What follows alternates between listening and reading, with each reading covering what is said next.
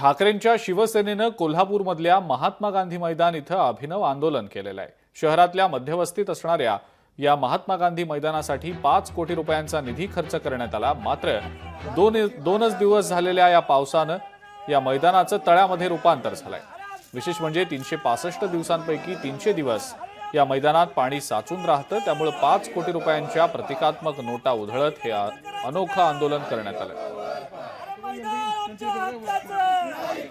कोल्हापूर शहरातलं ऐतिहासिक मैदान म्हणून गांधी मैदान प्रसिद्धीस आहे। गांधी मैदानाच्या विकासाच्या नावाखाली लोकप्रतिनिधी पुन्हा मलई खायला शिकलेत का? गांधी मैदानाच्या आंदोलनाच्या संदर्भात हा पहिला टप्पा आहे।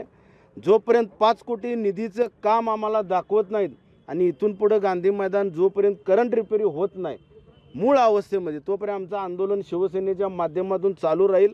आणि शिवसेनेच्या वतीनं मलई खाणारा राजेश क्षीरसागर यांचा आम्ही आज इथं धिक्कार करण्यासाठी उपस्थित झालो आहोत। लोकशाही मराठी ऐका, पहा, जागरूक रहा।